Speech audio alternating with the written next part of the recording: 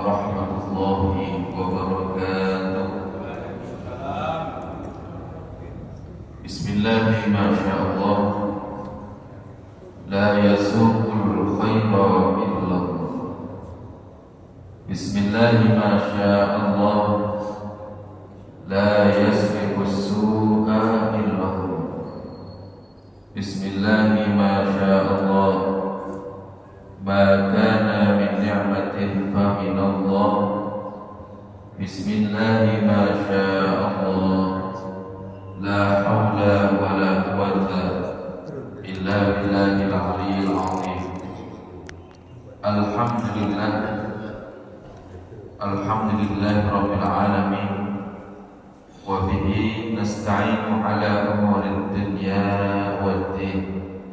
Allahumma salli wa sallim wa barik ala sayyidina Muhammadin wa ala alihi wa sahbihi ajma'in, amma ba'du. Faqad qala Allah ta'ala fil Qur'anil Karim, a'udzu billahi minasy syaithanir rajim. Bismillahirrahmanirrahim. Wa dzakir fa inna dzikra tanfa'ul mu'minina. Al-ayah. Sadaqallahul azim. Al-mukarramun, para alim ulama, para ustaz, para sepuh bini sepuh, para tokoh masyarakat, tokoh agami, ingkang kula hormati sedaya Dewan Ketakmiran Masjid Al-Barokah, ingkang kula hormati Bapak Ibu jamaah pengawasan rutin Ahad Subuh rahimakumullah. Alhamdulillah, alhamdulillah, summa alhamdulillah. Kita panjatkan puji syukur kehadirat Allah yang telah memberikan kita nikmat-nikmatnya sehingga masih bisa melaksanakan kegiatan seperti kegiatan yang baik ini di tempat yang baik ini, yang mana kegiatan ngeten iki termasuk taman daripada taman-taman swarga ing dunya. Muga-muga benjing kepanggih malih teng taman swarga teng akhirat. Allahumma amin. Salawat serta salam mugi-mugi selalu tercurah datang junjungan Kanjeng Nabi besar Muhammad sallallahu alaihi wasallam beserta para sahabat, para keluarga, para tabi'in, pengikut-pengikut beliau ila yaumil qiyamah. Para rawuh, injing niki ngaji Nasaihul Ibad lan fikih mangke. Langsung mawon kula waos kitabe. Bismillahirrahmanirrahim. Qala al-muallif rahimahullahu taala wa nafa'ana bihi wa bi ulumihi fid dharaini amin. Wal maqalatul saminatu, utawi iki iku pangandikan kang nomor 8. Qala Nabi sampun dawuh sapa Kanjeng Nabi Muhammadin sallallahu alaihi wasallam, sab'atun utawi 7 golongan la yang turu kang boten gelem ningali ilaihim maring sab'atun maring 7 golongan al khaliqu sapa Gusti Allah binadhari rahmati kelawan pandangan welas saking Gusti Allah yaumal kiamati ing dalam dina kiamat. Ada 7 golongan yang Allah tidak mau memandang mereka dengan pandangan rahmat di hari kiamat. Wala yuzakkihim lan ora gelem nyucikaken sapa Gusti Allah ing 7 golongan. Ai tegese la yunsibuhum ila salahi, tegese Gusti Allah boten purun menganggap mereka orang-orang yang baik. Wa yudkhiluhumun nar, lan Gusti Allah nglebetaken ing 7 golongan an-nar ing dalam neraka Gusti Allah. 7 golongan ini yang pertama tidak akan dipandang oleh Allah. Allah gak sakno maneh niku bahasane. Allah tidak akan kasihan lagi dengan mereka 7 golongan. 7 golongan ini Allah juga tidak akan mengumpulkan mereka di satu golongan orang-orang yang baik, golongan wong elek-elek mereka. Wa yadkhulun nar, dan yang ketiga Allah akan memasukkan mereka ke neraka. Yang pertama al-fa'il wal maf'ul. Al-fa'il yang mengerjakan, wal maf'ul yang dikerjai. Niki maksud 7 orang yang tidak dilihat Allah, tidak dipandang Allah, tidak digolongkan orang yang baik, dan Allah akan memasukkan mereka ke nerakanya Allah Subhanahu wa ta'ala. Jadi urip tetonggoan niku kalau di pelajaran PPKN itu istilahnya tenggang rasa.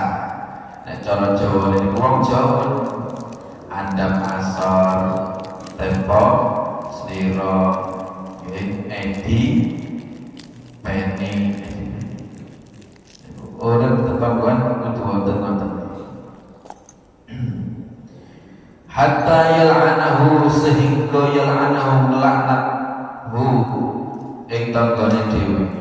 Ayya sebuh tegese mencaci tetangganya sendiri, wa yad'u alaihi bi ibadillahi lahu an rahmatihi, sampai ndongakno elek niku wujude dungane niku muga-muga didohno saking rahmati Allah.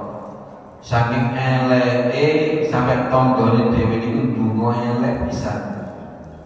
Ya Allah, tanggaku kok ngene sih ya Allah. Muga-muga umure gak dawa. Mantep biasane nggih.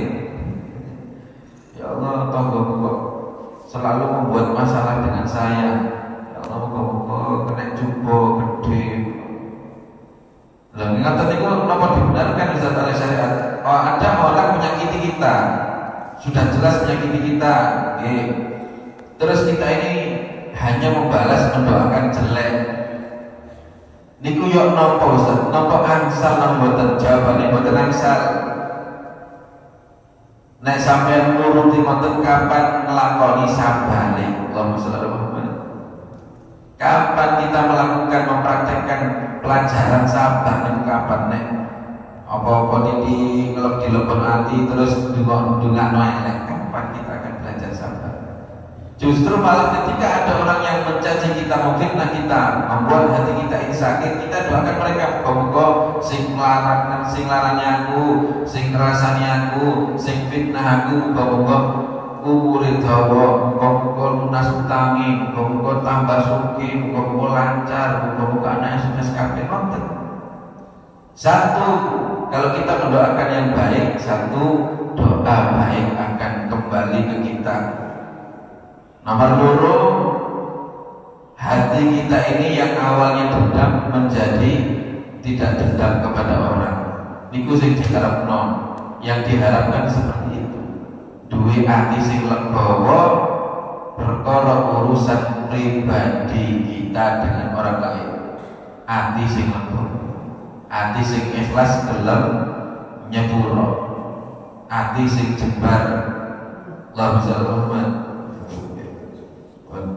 wal maqalatu tasi'atu utawi iki ku pangendikan kang nomor 9. Qala Nabi sallallahu alaihi wasallam, sahabat dawuh sapa kanjeng Nabi, asyuhada'u sab'atun siwal maqtuli fi sabilillah, utawi wong syahid sab'atun iku 7 golongan 7 macem, siwal maqtuli selain al maqtuli wong kang dipateni fi sabilillah dalam perang di jalan Allah. Ai tegese perang di jalan Allah li'ilai kalimatillah, kangge ngedekaken kalimat Allah. Syahid itu ada 2 macam. Ana syahid akhirat, ana syahid dunia akhirat. Siapakah syahid akhirat? 7 yang akan kita sebutkan. Dan siapakah yang syahid dunia akhirat? Di dunia dia ditulis sebagai orang yang mati syahid, di akhirat dia mendapatkan ganjaran pahala derajat kedudukan sebagai orang yang mati syahid. Niku sing diarani syahid dunia akhirat. Orang yang syahid dunia akhirat adalah mereka yang perang melawan orang kafir, tujuannya untuk meninggikan, menegakkan kalimat Allah, ajaran Islam atau agama Islam tanpa dibayar. Allahumma shalli ala Muhammad. Tanpa diberikan tunjangan gaji pokok, dana pensiunan li dari kalimatillah. Anjen tenanan murni krono ngedegakkan agama Islam, membela agama Islam. Kaya orang Palestina, pasukan-pasukan muslimin yang di Palestina, mereka yang gugur, pasukan yang menyerang ngomong kafir, ngomong Israel niku, kemudian yang kaum muslimin diserang balik sehingga mereka gugur, niku termasuk syahid dunia akhirat.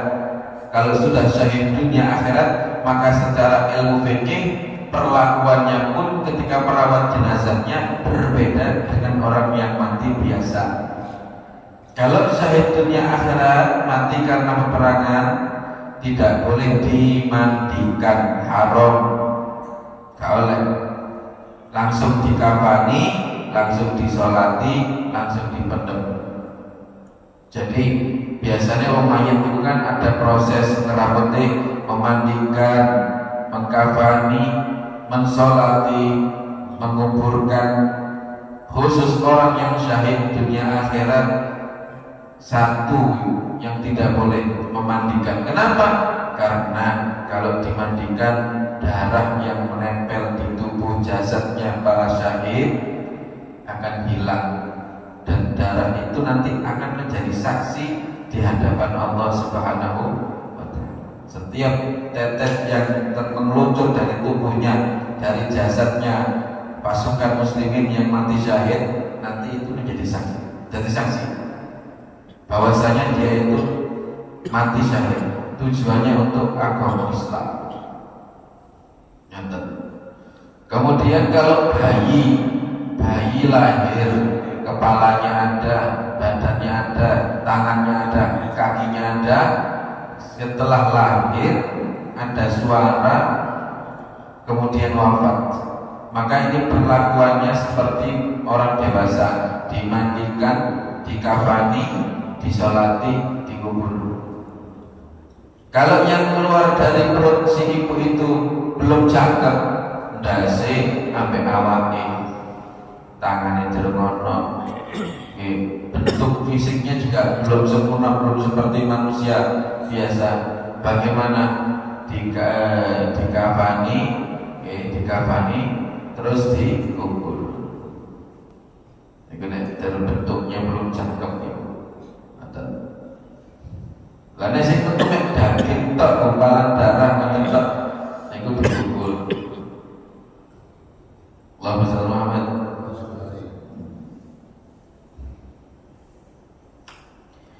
Kemudian lah ini 7 golongan itu. Yang pertama al-mabtun, ai tegese wong kang mati bida ilbati kelawan korek, karena penyakit yang ada di perut. Nek saat ini penyakit apa? Asam lambung.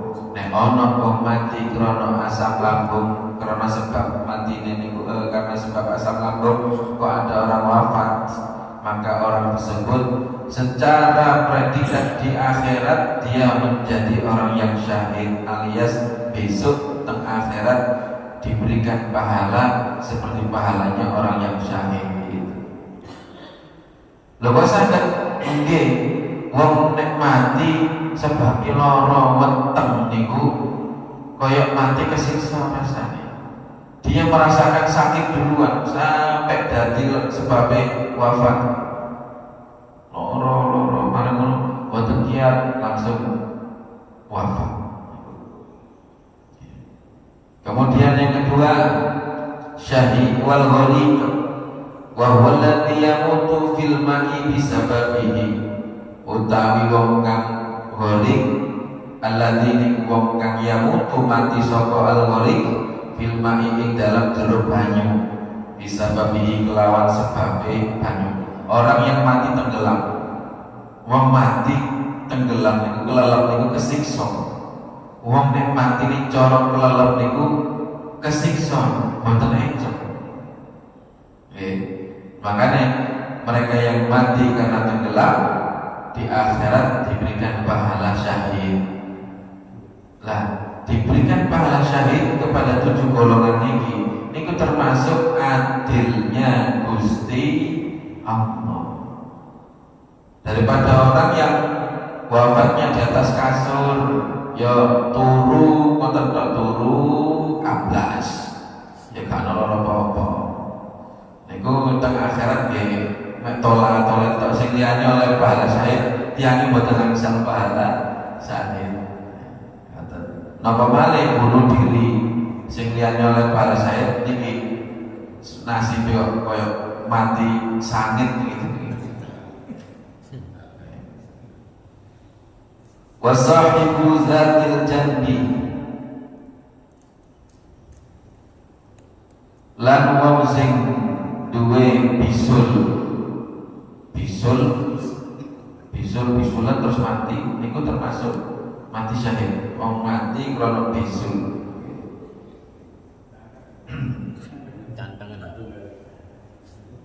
Enten wal mat'un lan wong kang mati ing dalam musim taun. Taun niku bahasa Arab artinya wabah. 2019 sampai 2022 mereka yang wafat termasuk dan wafat ketika musim taun, musimnya wabah. Jadi corona niku dugi Allah. Corona niku dugi Allah. Lho sakit bisa ngarani dugi Allah bukan buatan manusia. Oke. Kalau misalnya buatan manusia, kalau misalnya buatan manusia itu sampai saat ini kita akan tidak selesai kalau iki terpapar mari ngono aktivitas terpapar liyane terpapar terus mari kalau buktinya saat ini sampun mari alhamdulillah niku napa berarti tombole sing duwe tombol mata ini virus niku Gusti Allah piyambak. Gusti Allah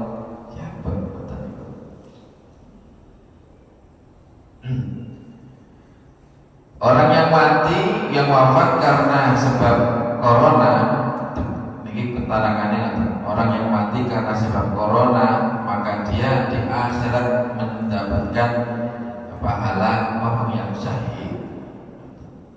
Kemudian wal halik lan utawi wong kang kobongan mati karena sebab kebakaran. Alladzi yahtariqu fin nar, kobongan mati karena kobongan. Fayamutu syahid wal mayyitu tahtal hadmi lan wong sing mati tahtal hadmi ing dalam nisore bangunan, maksudnya kerubuhan bangunan. Orang yang kena gempa terus dia di dalam ruangan, bangunan itu runtuh, ketindihan bangunan, maka mereka termasuk orang yang syahid akhirat. Syahid akhirat. Kemudian wal mar'atul lati matat 'anil wiladah, wong wedok sing mati karena sebab wiladah melahirkan. Sawaun alqat waladaha amla, baik si perempuan yang melahirkan itu, yang wafat itu melahirkan anak ataupun anaknya masih belum lahir, niku termasuk mati syahid. Wong lahirno terus mati niku mboten ento lara, lahirno tok niku lara, apa meneh sampai kematian niku tambah mboten ento. Makanya Allah Subhanahu wa taala memberikan ganjaran pahala syahid. Kenapa? Karena orang-orang ini, 7 orang ini mengalami susah, mengalami sakit dulu sebelum wafat. Allahumma shalli Muhammad. Nah, ono mangan duren, mari mangan duren lah kok darah tinggi tensi ini langsung enggak gula darah enggak napa niku syahid boten disebutaken mriku wal itu gara-gara duren boten enten wal itu gara-gara ngombe kopi boten enten ngombe kopi malah jantunge nek kafe ini langsung jantunge langsung oksigennya mundur langsung ambakane mengkis-mengkis boten kiat jantungnya boten kiat paru-parune wafat bisa ngoten nggih boten syahid tadi boten syahid Ustaz enten tiyang sepuh nggih niku rabi oleh orang perawat nggih pun sepuh niki malam pertama nggih tidur bersama dengan istrinya mari ngono boten kiat jantunge wafat niku napa syahid niku boten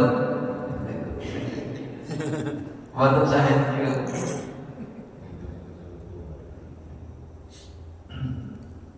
wa baqiya min asy-syuhada'i sahibus sirri wal gharib wa sahibul hima wal ladhi wasyarif wasyarif والذي يفترس السبع والمتردي والميت على فراشه في سبيل الله وبقي lan tersisa minasyuhada'i saking golongan wong syahid akhirat sahibus silli wal gharib wong sing hanyut krana banjir wa sahibul hima wong kang wafat krana sakit demam waladhi wong kang disengat hewan dientuk kelajengking utawa mari dipatok kula kena bisane kula mati misalnya niku syahid waladhi yaftarisu sabuh sing dicatet karo hewan binatang buas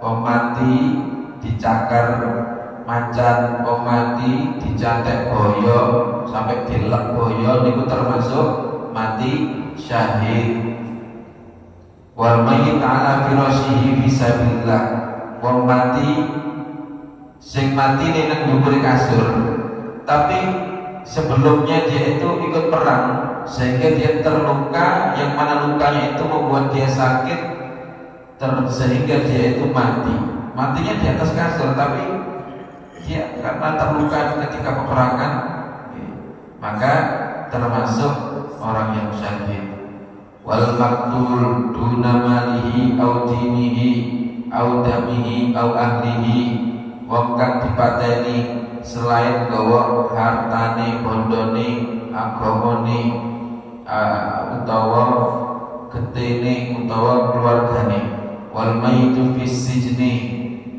wong mati karena sebab ditahan di penjara sampai lawas sampai kematian tenggelam penjara waqad bisa zulman tapi di penjara karena korban kezaliman kaya dene ceritane Imam Ahmad bin Hambal niku ditanya oleh raja saat itu disuguhi Al-Qur'an.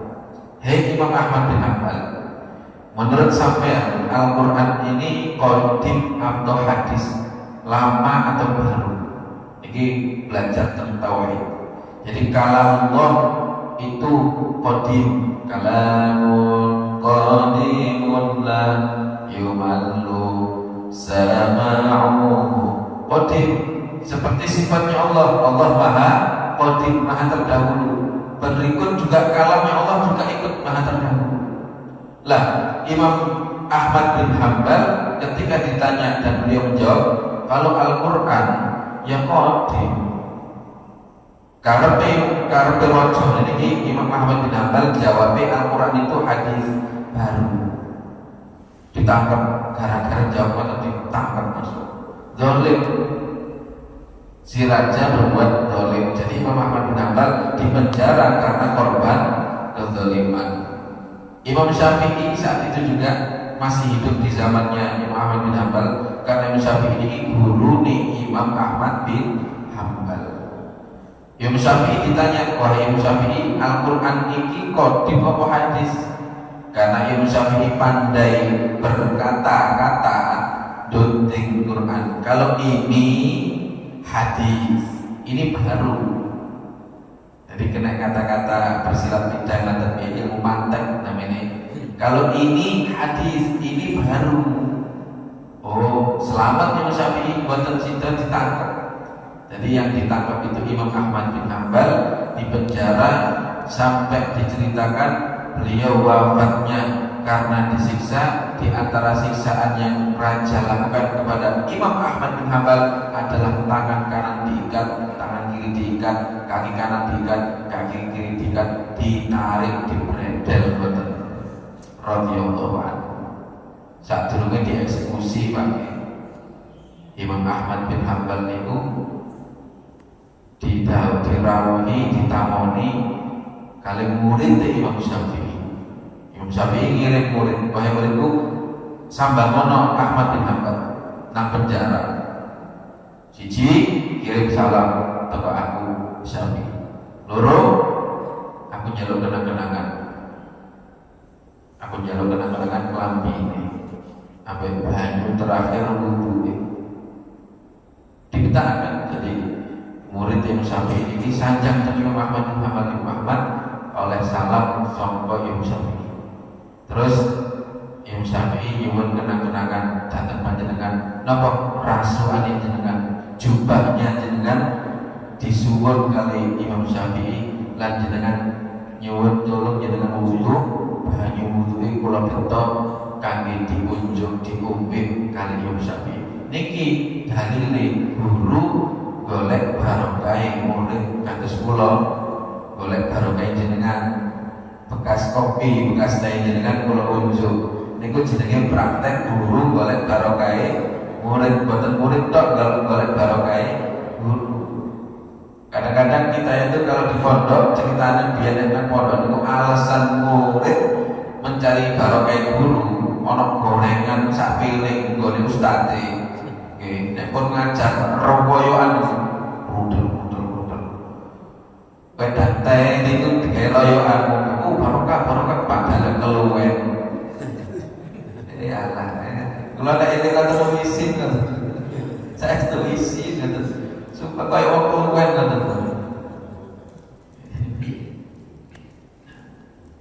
Iku Imam Ahmad bin Hanbal radhiyallahu anhu. Terus wal mayitu ishqan, wong mati ini karena sebab mendem kangen. Ya apa sih mendem kangen? Kauangan kepada seseorang sampai kelaran, sampai dia itu sakit sehingga dia drop sampai wafat. Berawal dari rasa kangen kepada seseorang. Nah, makanya nek kangen begini, kangen yang rindu, yang sangat betul-betul rindu sampai sakit, sampai wafat. Maka orang yang wafat karena rindu itu, nahan kangen itu termasuk mati dalam kondisi syahid akhirat. Allahumma sholli Muhammad. Syaratnya ini wau ojo disampaikan, ojo diomongno nang wonge silent meneng. Saya rindu ke jenengan WA, saya aku sini kangen nang sampean. Le kasih to mati syahid meneng pun seneng tersinten mawon meneng, boten usah diceritakan tentang wong liya, boten usah napa malih yang bersangkutan. Allahumma sholli Muhammad. Dipendem mawon boten. Melindung. Tapi insyaallah boten enten mriki. Kangen nang wong sampai kematian boten. Sing kathah niku wafat karena kakean pikiran, sampai stres, sampai ngedrop, sampai kumat kabeh, kolesterol munggah, stroke kumat, sedayane kumat gara-gara kakean pikiran. Kuwan niku ubat niku waya durung muncul niku wis muncul kabeh niku. Gara-gara kabotan pikiran. Napa? Wal mayyitu wa huwa talibun lil ilmi, mati dalam kondisi mencari ilmu, lari-lari pondok. Bagaimanapun kondisi ketika mereka wafat, tidak dilihat, yang dilihat mereka wafat dalam kondisi sedang mencari ilmu. Biasanya lari pondok ini enten mawon sing sedo wafat karena keluguran lawangi jeding, ndak sing keluguran langsung wafat, enten sing kesetrum, enten sing ketubro sepur pas blonjo niku ketubro sepur, enten mawon ketubro truk nomor lari pondok niku jenenge lari pondok kata santrine kata, enten sing loro diketo wangsul terus wafat nang griyane tiyang ini ku termasuk mati syahid akhir. Lah kula panjenengan iki nek ngaji ngeten iki nek wafat ketika pengajian ngeten nggih syahid, cuma ngrepoti. Muga-muga panjang umur nggih. Saat ini ngaji fikih. Bismillahirrahmanirrahim. Qala al-mu'allif rahimahullahu ta'ala wa nafa'ana bihi wa bi ulumihi fid dharain amin. Pertemuan yang lalu kita sudah membahas tentang hal-hal yang membatalkan wudu. Saniki bahas terkait faslun man intaqada wudu'uhu haruma alaihi arba'atu asya. Wong sing gak duwe wudu niku haram baginya 4 hal. Yang pertama as-shalah, gak oleh sembahyang. Wong sing gak duwe wudu gak boleh sholat, entah itu sholat temenan utawa sholat actingan. Wah bisa Muhammad, gak oleh. Terus tawaf tidak boleh tawaf. Kemudian masul mushaf, menyentuh mushaf.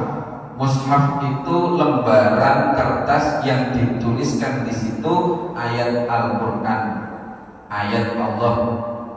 Meskipun satu ayat, nek wonten kertas niki ayat Allah diketik pakai komputer kah, ditulis pakai tangan kah, pokoknya ono tulisan ayat Allah di lembaran itu termasuk mushaf.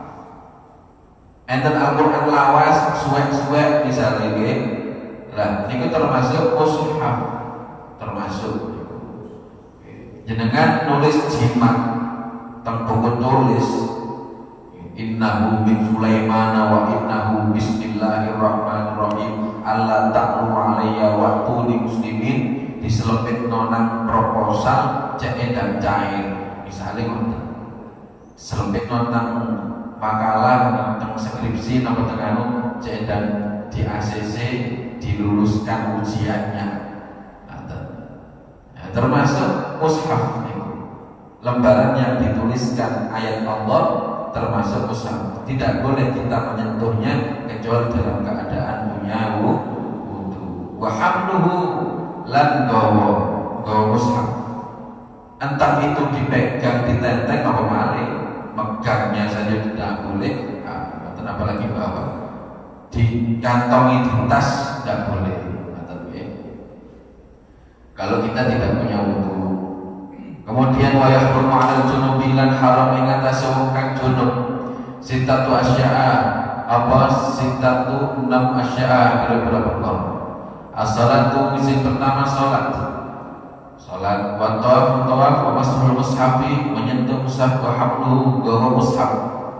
Al-Quran gimana Ustaz? Al-Quran saya ini ada aplikasi Al-Quran Android, biasanya ngeten terkait hukum haram membawa mushaf dengan yang ada di HP aplikasi Al-Quran itu. Ngeten penjelasannya, kalau ketika kita membuka aplikasinya, aplikasi Al-Quran Android dibuka, terus pada surat Al-Kahfi misalnya muncul di layar ada surat Al-Kahfi di situ, saat itu kita harus punya wudu. Dan kalau kita masuk jeding, tidak boleh dibawa masuk ke jeding. Kalau layar itu yang ada di layar itu surat Al-Kahfi atau salah satu ayat-ayat dari Al-Quran. Tapi kalau sudah ditutup aplikasinya, kembali ke layar utama, niku bebas. Allahumma shalli ala Muhammad.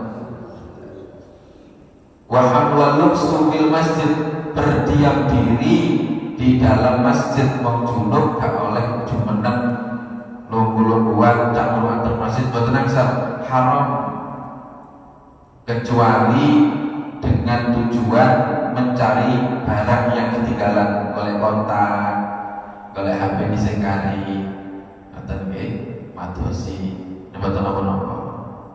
Wa qira'atul Qur'an, maca Al-Qur'an, wong junub mboten angsal maca Al-Qur'an. Baik membaca langsung melihat teks Al-Qur'an ataupun wong kaya wong deres hafalan Al-Qur'an mboten angsal. Wong junub. Wa yahrumu bil haidi asratu asya'a. Wa yahrumu lan haram bil haidi kelawan wong kang haid asratu asya'a apa 10 perkara. Kalau yang haid haram baginya 10. As-salatu salat, wa tawafu tawaf, masrul mushaf menyentuh mushaf, hamluhu membawa mushaf, wal lubsu fil masjid, dan berdiam diri di masjid. Alasannya takut mengotori netes teng lantai masjid darah haidnya. Wa qiraatul Qur'an, dan maca Al-Qur'an, wa shaum wa tolak bulan puasa, wa tolak bulan tolak haram, gak boleh tolak. Wal murur fil masjid, melewati masjid, nyebrang masjid gak oleh.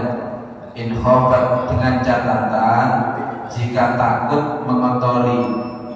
Wal istimta'u bima baina surati wa rabbati, lan bersenang-senang, apa bahasanya ini, bersenang-senang itu berjumbu bima baina surati wa rabbati, kelawan anggota tubuh ing dalam antara surati udel warok batilan dengkul. Jadi tidak boleh dengan istrinya kalau haid.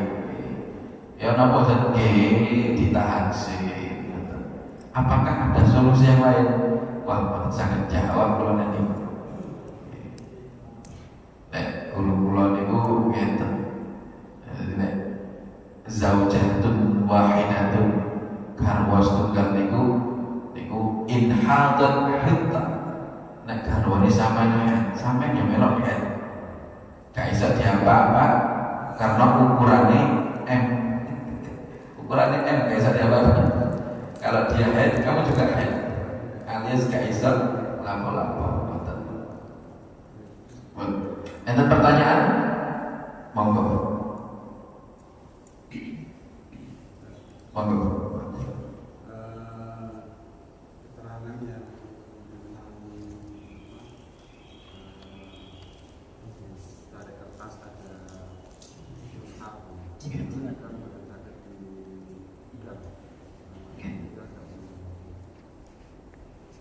Kita sering menemui undangan yang ada tulisan Arabnya itu, lafaznya itu Bismillah gitu. Bismillah. Ini gimana? Ya menerima undangannya itu. Bismillahirrahmanirrahim itu termasuk ayat Allah, termasuk di dalam surat Al-Fatihah. Tapi Bismillahirrahmanirrahim itu ayat Allah. Jadi kertas yang ada tulisan Bismillah di dalam konteks undangan-undangan yang biasanya orang-orang sebarkan, ini kalau seharusnya kita menerimanya dalam kondisi wudu. Sing lebih penting malah sing ngedumno undangan wudu karena Bismillah. Ini yang pertama. Yang kedua, kertas undangan yang undangan tahlilan, akikah dan sebagainya yang di situ ada Bismillahirrahmanirrahimnya, itu sudah termasuk mushaf. Dilihat karena ada Bismillahirrahmanirrahim. Jadi perlakuannya kita terhadap kertas undangan itu bagaimana Ustaz? Nek jenengan boten saged jaga sama gunting Bismillah itu sama nopo. Jadi seperti itu niki menurut kula boten, atau langsung diobong kabeh cek boten ada tulisan Bismillah. Jadi penanggulangannya seperti itu. Selama ini kita kan undangan dan undangan, terlepas Nah kita pegang undangan itu, okay, kita tidak dalam kondisi berwudu. Ini kok asli nih buat asal. Cuma kadang-kadang kan kita lupa. Lah nek wis waya eling yo sampean drekek sampean wudu, sampean cekap. Ngaten kae. Buletin Jumat niku biasanya enten ayat Allah dalil-dalil ngoten niku termasuk mushaf. Tidak boleh dipegang kecuali yang memegang ini punya wudu. Dan yang kedua tidak boleh ditaruh di bawah. Biasanya enten yasinan nggih. Buku-buku yasin niku salah pemisah. Kalau niku langsung kula dinyulangkan kalau salah jendela kalau tetap meja. Kalau angkat betul ngomong-ngomong biar mereka paham. Mereka yang bertanya nanti apa kok diangkat, dijunjung, ditaruh di atas. Lalu kula jawab. Nek boten takon boten kula jawab. Jadi ada unsur kewajiban menghormati Al-Quran, menghormati kertas yang ada tulisannya Allah atau Rasulullah. Niku kita menghormati. Kalau kita menemui kertas yang di situ tertulis ayat Allah berada di bawah di jalan raya, kita kondisi tidak memiliki wudu, bagaimana? Kita tetap ambil, okay. Itu namanya kondisi darurat. Betul apa? Enten pertanyaan mana? Sedikit menyambung tadi dari sahabat. Itu kalau tulisannya kan tulisan berupa tulisan Arab. Arab. Kadang-kadang ada yang menjadi Latin. Bismillahnya tapi Latin kita Indonesia ya. Kalau tulisan Bismillahnya Latin atau ayat Al-Quran tapi Latin betul. Kalau Latin betul nomor aman Latin. Sing yang dalam implikasi hukum di dalam megang. Kalau tidak punya wudu ini, ketika tulisannya itu berwujud tulisan Arab, kayak ayat Al-Quran, Latin betul. Yasin, ya asin, ya asin. Kadang orang ya asin, orang sing ya asin terus tulisan Latin. Buat enten malih betul.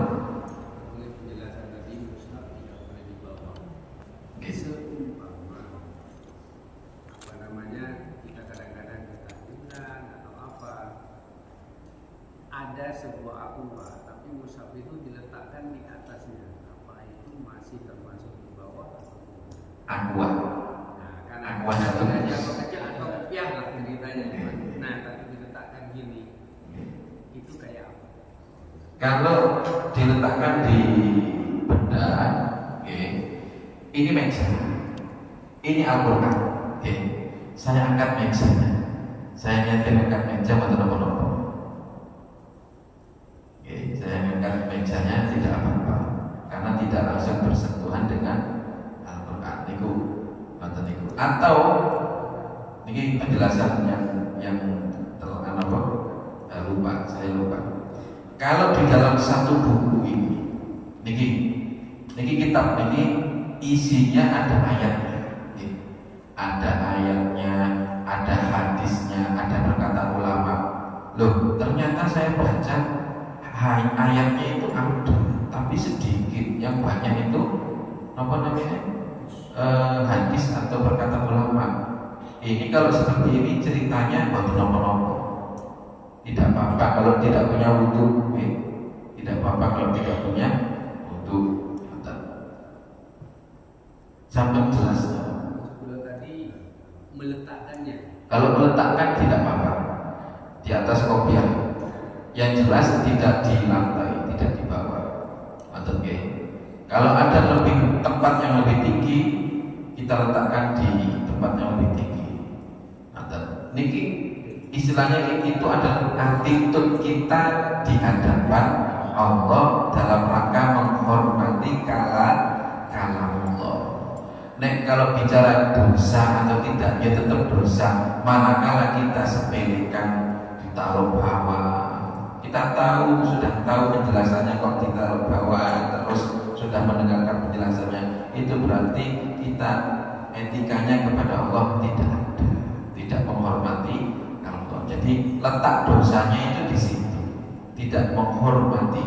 Hormatul Quran, menghormati Quran itu wajib. Menghormati Al-Quran itu wajib dalam segi peletakannya. Kita meletakkan Al-Quran, ini menghormati Al-Quran wajib. Makanya kalau kita masuk kamar mandi, nggak boleh Al-Quran dibawa masuk kamar mandi, haram. Loh, kenapa? Sebabnya apa? Tidak menghormati. Nanti dipahami ya. Mungkin manfaat, mungkin barokah, mungkin istiqomah. Al-Fatihah. A'udzubillahi minasyaitonir rajim. Bismillahirrahmanirrahim. Alhamdulillahirabbil alamin. Maliki yaumiddin. Iyyaka na'budu wa iyyaka nasta'in. Ihdinas siratal mustaqim. Siratal ladzina an'amta 'alaihim ghairil maghdubi 'alaihim waladdallin. Amin.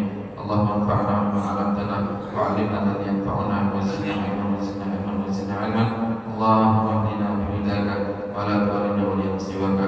Hasbunallahu wa ni'mal wakeel. Wa sallallahu ala sayyidina Muhammad wa ala alihi wa sahbihi wasallam. Walhamdulillahi rabbil alamin. Wassalamu alaikum